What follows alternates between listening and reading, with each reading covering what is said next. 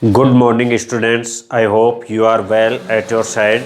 Today we will continue our chapter number 5, working of institution. In this chapter, we already discussed about the two houses of the parliament. So our main topic is the parliament. Parliament is also known as the legislature of central government की जो legislature है वो parliament है और it consist of to houses, Lok Sabha and Rajya Sabha. In article 79 parliament and in article 80 Rajya Sabha and in article 81 Lok Sabha. Lok Sabha is the lower house, Rajya Sabha is the upper house.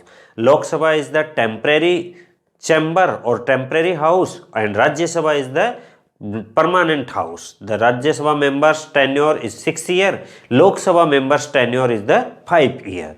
But Lok Sabha can be dissolved before 5 year, but Rajya Sabha not dissolved before complete tenure. And in some matters, Lok Sabha, Rajya Sabha is more powerful than the Lok Sabha, but only few matters. And generally, the Lok Sabha is powerful due to the number of members कि उसके number of member 543 members हैं और Rajya Sabha 545 members हैं, राज्यसभा में 245.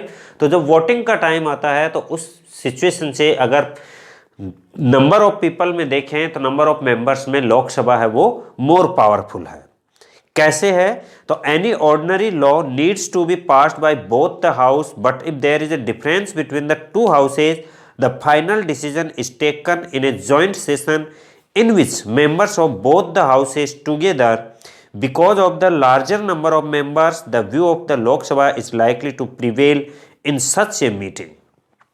Normally किसी भी bill को दोनों हाउसेज में सेपरेट पास करवाया जाता है, सेपरेट वोटिंग होती है, बट इन स्पेशल कंडीशन अगर दोनों में कंसेंट नहीं बन रही तो एक जॉइंट मीटिंग होती है, जॉइंट सेशन होता है दोनों हाउसेज का, और उस जॉइंट सेशन में जब वोटिंग होती है तो उस समय नंबर ऑफ मेंबर्स लार्जर होने की वजह से लोकसभा है वो पावरफुल रहती है.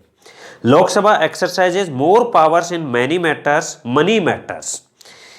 Once the Lok Sabha passes the budget of the government or any other money related law, the Rajya Sabha cannot reject it. The Rajya Sabha can only delay it by 14 days or suggest changes in it. The Lok Sabha may or may not accept these changes. Money bill जितने भी होते हैं वो सब लोकसभा में सबसे पहले पास होते हैं और एक बार लोकसभा में पास होने के बाद वो राज्यसभा के पास कंसेंट के लिए जाते हैं और राज्यसभा उन्हें ज़्यादा से ज़्यादा 14 डेज के लिए डिले कर सकती है, बट उनमें कोई काट छांट नहीं कर सकती. कोई सजेशन राज्यसभा दे सकती है, बट सजेशन रिसीव करना या ना करना it is the depend on the Lok Sabha. Most importantly, the Lok Sabha controls the Council of Ministers. Only a person who enjoys the support of the majority of the members in Lok Sabha is appointed the Prime Minister. If the majority of the Lok Sabha members say they have no confidence in the Council of Ministers, all ministers including the Prime Minister have to quit. The Rajya Sabha does not have this power. तो लोकसभा जो है वो council of ministers को control करती है और वो जो उन्हीं की सपोर्ट पे मेजोरिटी के बेस पर ही लोकसभा में प्राइम मिनिस्टर को अपॉइंट किया जाता है.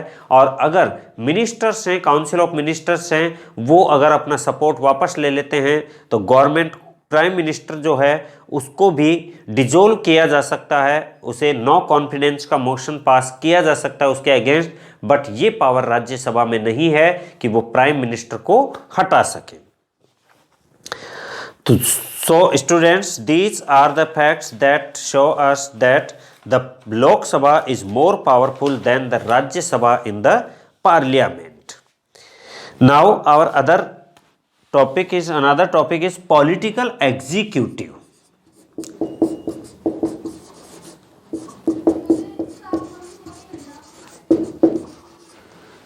तो जैसे there are 3 organs of any government legislature, executive and judiciary.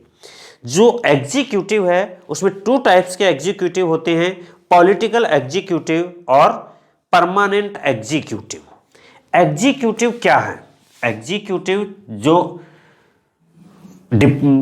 Organ है, लेजिस्लेचर, एग्जीक्यूटिव और जुडिशरी। तो एग्जीक्यूटिव क्या है? एग्जीक्यूटिव जो है वो मिलकर के बनती है प्रेसिडेंट,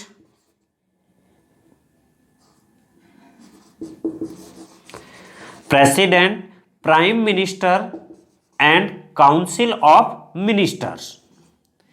प्राइम मिनिस्टर और काउंसिल ऑफ मिनिस्टर, इनसे मिलकर के ये बनती है executive. But executive have two types, political executive and permanent executive.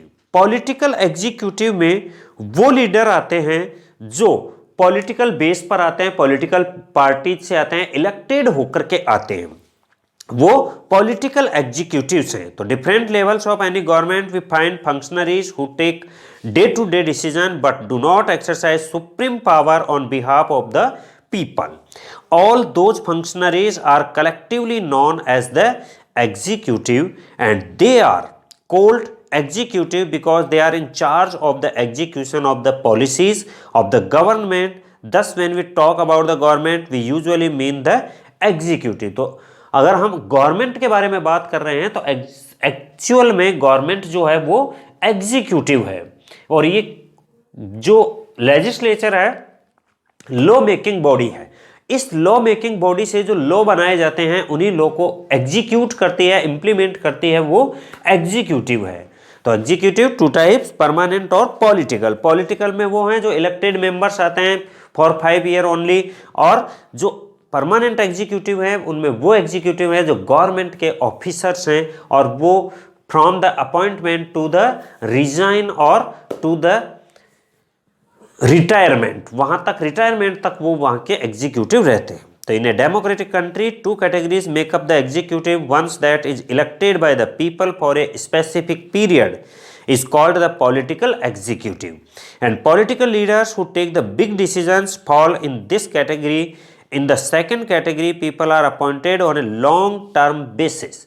Long term basis means job appointment letter से लेकर के और रिटायरमेंट तक।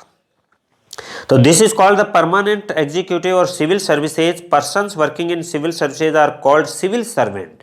दे remain in offices even when the ruling party changes. वो ऑफिस में तब तक रहते हैं, रहते ही हैं, चाहे पॉलिटिकल एग्जीक्यूटिव हैं और गवर्नमेंट है कई बार चेंज हो जाए। These offices work under political executive and assist them in carrying out the day-to-day administration. Can we recall the role of political and non-political executive in case of the office memorandum? Yes, we might ask, why does the political executive have more power than the non-political executive? तो political executive हैं वो केवल एक decision लेते हैं, उसके बाद implement कैसे करते हैं ये गवर्नमेंट ऑफिसर पर डिपेंड करता है। The civil service servant is usually more educated and has more expert knowledge of the subject. The advisors working in the finance ministry know more about economics than the finance minister. तो एक person जो finance minister है उससे ज़्यादा जो knowledge है वो finance ministry में काम करने वाले जो ऑफिसर्स हैं उनको ज़्यादा होती है। Sometimes the ministers may know very little about the technical matters that come under their ministry. This could easily happen in ministries like defense, industry, health, science and technology, mining etc. Why should the minister have the final say on these matters? तो फिर भी knowledge उनके पास ज़्यादा होती है government officers के पास, फिर भी फाइनल डिसीजन जो है वो मिनिस्टर्स का क्यों होता है? तो the reason is very simple. In a democracy the will of the people is supreme. लोगों की इच्छा ही सबसे ऊपर है। And the minister is elected by the people and thus empowered to exercise the will of the people on their behalf. She is or he is finally answerable to the people for all the consequences for her decision. तो वो जो ministers हैं वो लोगों के द्वारा चुने हुए रिप्रेजेंटेटिव हैं, इलेक्टेड मेंबर्स हैं, और जो लोगों की इच्छा है वो रिप्रेजेंटेटिव्स की विल होती है। और इसीलिए वो रेस्पॉन्सिबल भी किसके लिए है? पब्लिक के लिए रेस्पॉन्सिबल है। तो finally answerable to the people for all the consequences of her decision, that is why the minister takes all the final decision. और इसीलिए वो फाइनल डिसीजन है वो मिनिस्टर्स लेते हैं। The ministers decide the overall framework and objective in which decisions on policy should be made. The minister is not and is not expected to be an expert in the matters of her ministry. The minister takes the advice of experts on all technical matters, but very often experts hold different opinion or place before her more than one option. तो उनके पास opinion ज़्यादा होते हैं, but फिर भी depending on what the overall objective is the minister decides. Last में decide जो overall करता है वो मिनिस्टर करता है। तो actually this happen in any large organisation. Those who understand the overall picture take the most important decisions, not the experts. The expert can tell the route, but someone with a larger view decides the destination. In a democracy, elected ministers perform this role. तो expert होते हैं, वो केवल एक रास्ता बताते हैं, वो एक ड्राफ्ट करते हैं। एक्सपर्ट हैं, वो मिनिस्टर्स को बताते हैं, बट मिनिस्टर्स जो हैं वो डेस्टिनेशंस तक जो ले जाते हैं, वो लार्जर व्यू डिसाइड करता है, और वो लार्जर व्यू पब्लिक का व्यू है। तो वो जो डेमोक्रेसी में इलेक्टेड मिनिस्टर्स होते हैं वो ही ये रोल प्ले करते हैं।